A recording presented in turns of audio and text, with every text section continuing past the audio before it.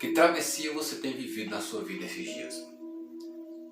Que acontecimentos têm acontecido na sua vida nesses dias?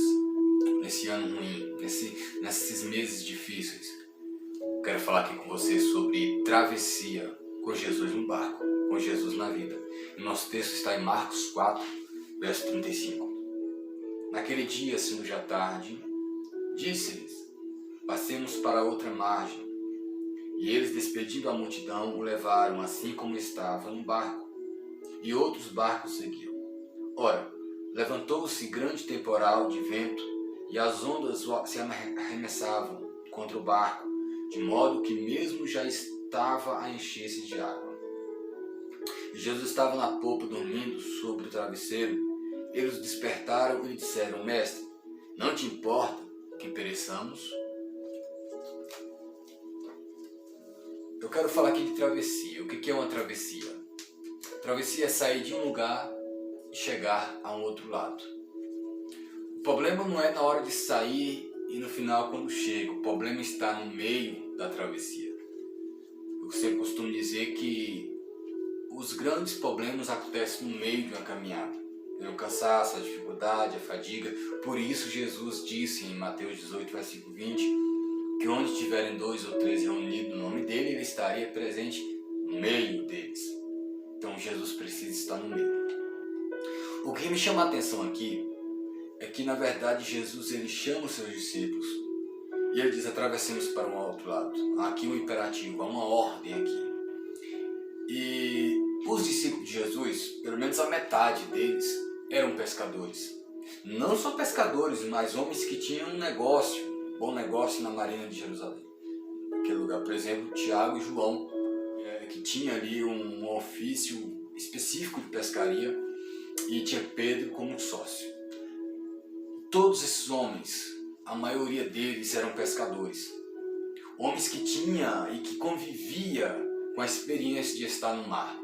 Homens que enfrentou tempestades, enfrentou vários tipos de vento, com vários tipos de águas. E aí eu me pergunto, por que Jesus escolheu a maioria deles pescadores?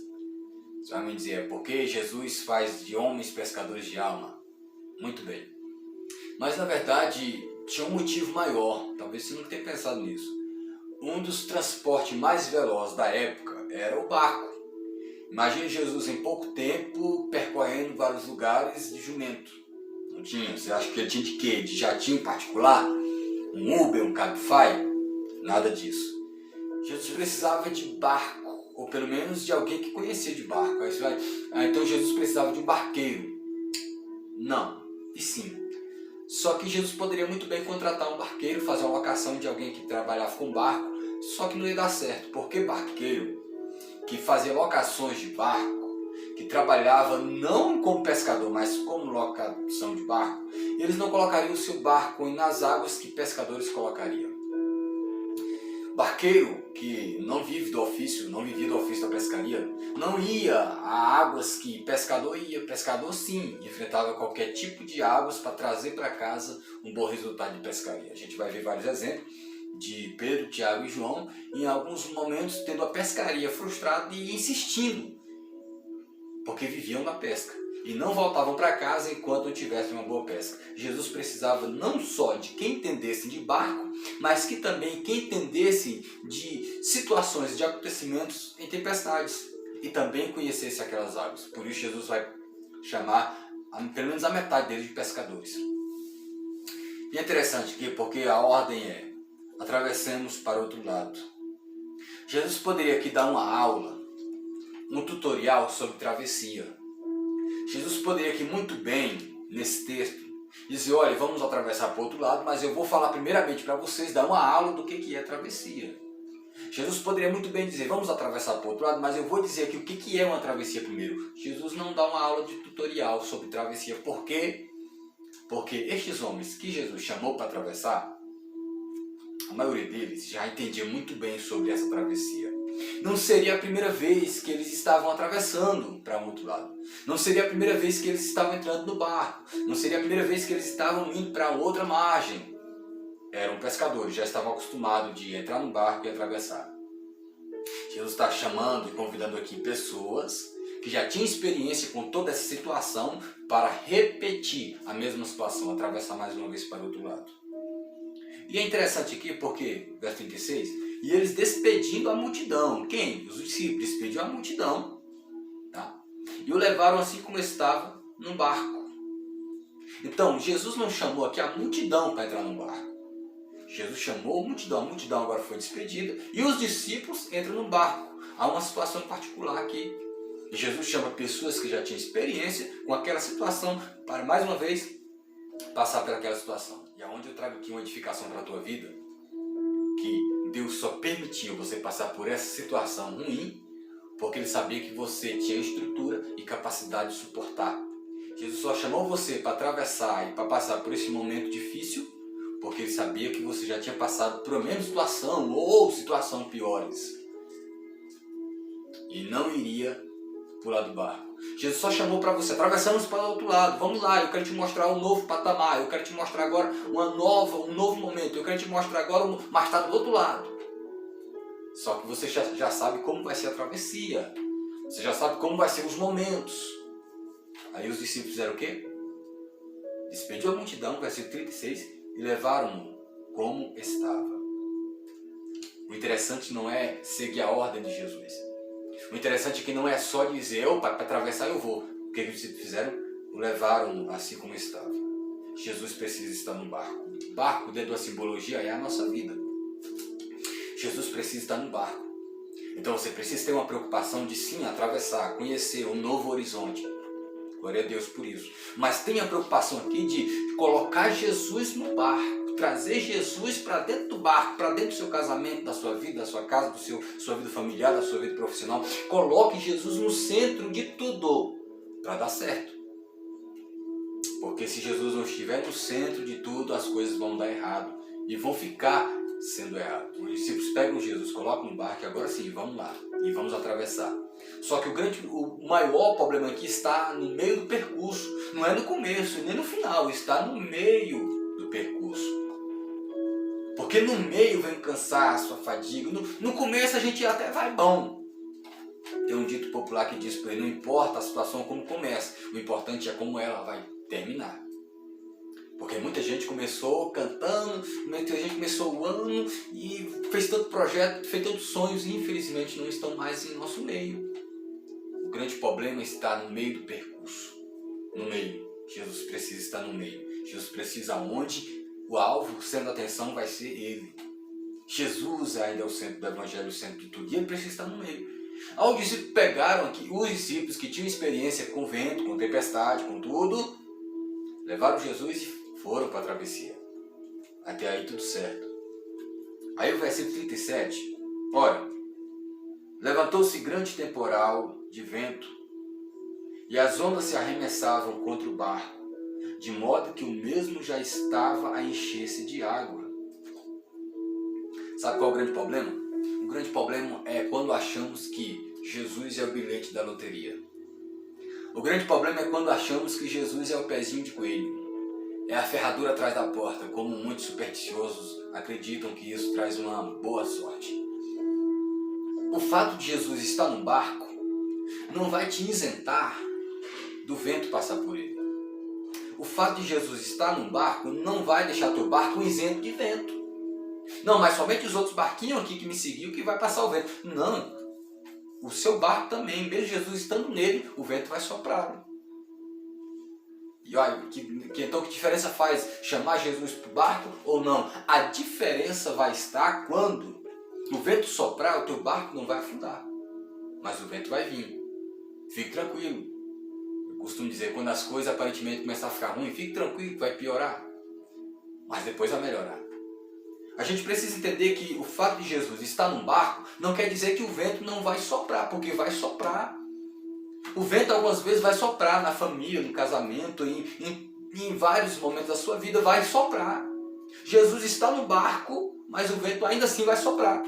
Observa-se que agora quem está no barco aqui não é a multidão. Quem está no barco aqui são aqueles homens que já tinham atravessado outras vezes, que já tinham passado por ventos outras vezes, que já tinham passado por tempestade outras vezes, já tinham sofrido tempestade ou até mesmo perdido barcos algumas vezes. que já tinha talvez sofrido naufrágio nas outras vezes, porque eram pescadores.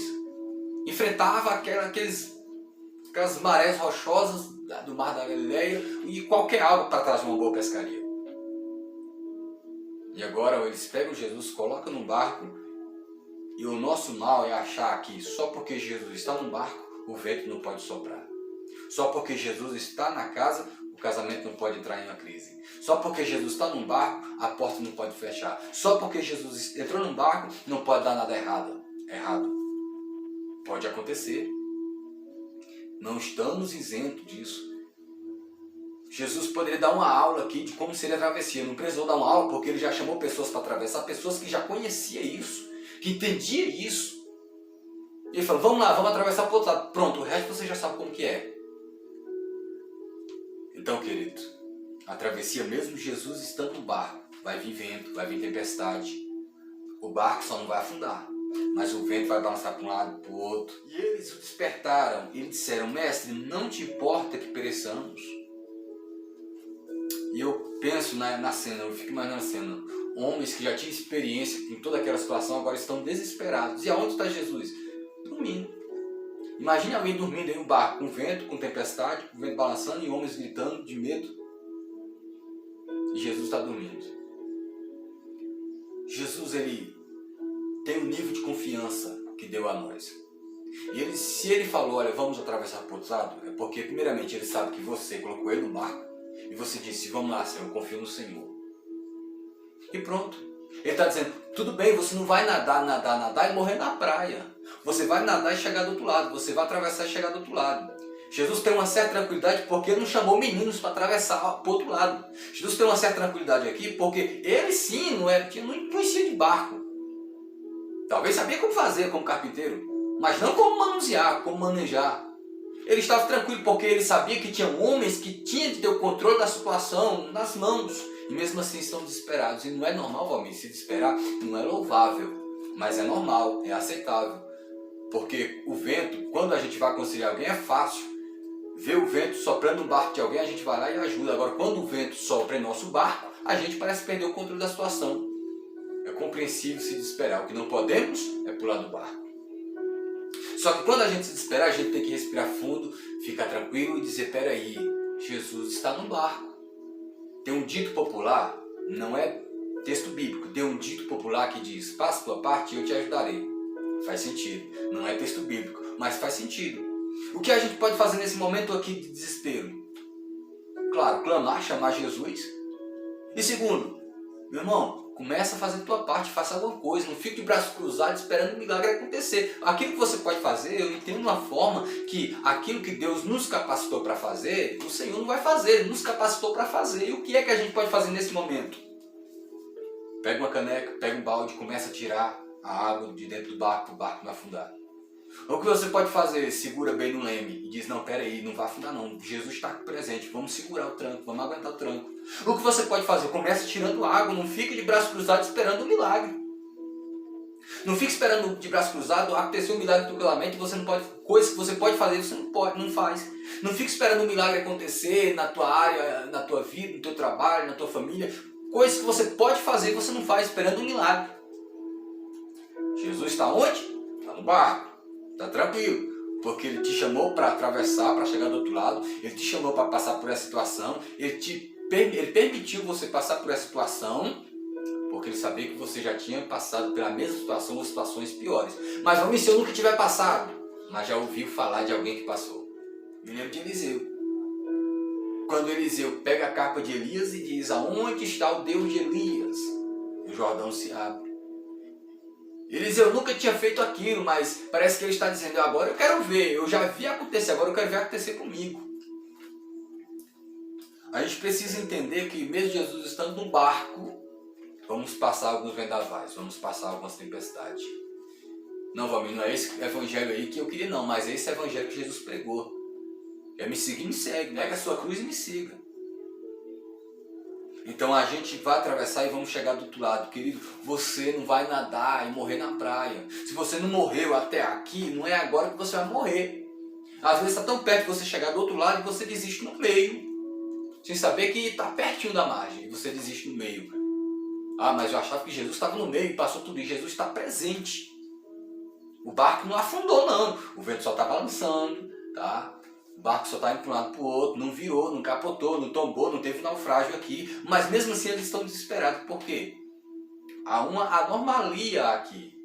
É algo que a gente não está acostumado a viver todo dia. Vento, tempestade, não. É só quando a gente vai atravessar. E a gente vai passar por isso.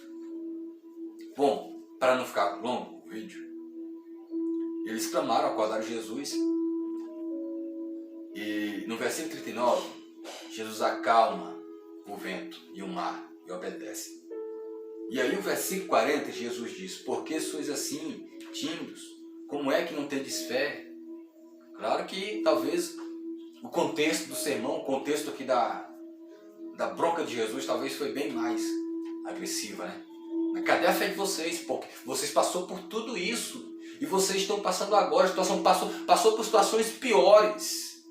E um vento, uma tempestade estão fazendo vocês querer pular do barco. Estou conjecturando, claro. Só que o grande mistério aqui, o grande aprendizado, não estava aqui nessa travessia, estava no capítulo 5. Porque o capítulo 5 vai falar o quê? Entremente chegaram à outra margem do mar, a terra dos Gadarenos. Ao desembarcar, logo veio dos sepulcros ao seu encontro um homem possesso de espírito imundo. Está entendendo? Você teve uma travessia, só que estava do outro lado, uma vida precisando de um milagre. Jesus chega à terra dos Gesarenos e ele vai achar aqui um homem possesso de espírito imundo, um homem que sofria, um homem que estava há tempo sofrendo. E Jesus chegou do outro lado para salvar aquela vida. Está entendendo que às vezes o mundo não está girando em torno da nossa bênção, não. Está entendendo que às vezes quando você acha que a sua situação está ruim, tem outra pessoa do outro lado com a situação pior.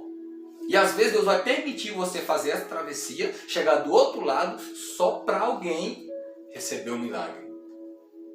E a travessia então não vai servir de nada? Vai servir de aprendizado. Você acha que os discípulos não aprenderam daquele dia? A aguentar firme, no tranco, não querer pular do barco? Aprenderam. Só que do outro lado tem alguém precisando de um milagre bem mais maior. Alguém que nunca passou por uma travessia. Alguém que tinha uma família implorando por um milagre. E eles chegaram do outro lado e aquele homem foi restaurado e libertado daquele espírito imundo.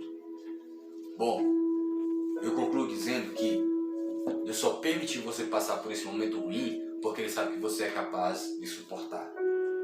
Deus só permitiu você passar, Ele te chamou e te convocou para atravessar esse momento ruim porque Ele sabe que você é capaz de suportar. Ele só permitiu você perder isso nessa tempestade, nesse vento que você atravessou, é porque Ele sabia que você já tinha experiência com isso. Talvez não com essa perca em particular, talvez não com esse vento em particular, mas Ele sabia que você já tinha passado situações talvez piores do que essa e não morreu, e aguentou. E chegou do outro lado e viu, e testemunhou e disse: olha, eu já passei por isso. E eu vou te mostrar como não morrer. Então usa essa travessia como um aprendizado para a tua vida. Coloca Jesus no meio, coloca Jesus no barco e atravesse. Se lembra uma coisa, Jesus está no barco não quer dizer que o vento não vai soprar, o vento vai continuar soprando, o vento é vento. Mesmo com Jesus no barco, o vento ainda vai continuar soprando. A diferença é que o barco não vai afundar. A diferença é que o barco não vai afundar, Jesus está lá.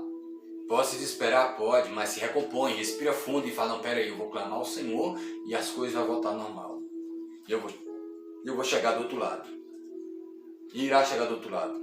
E do outro lado vai ter alguém precisando mais do que você. Talvez alguém que vai ser edificado com a tua história.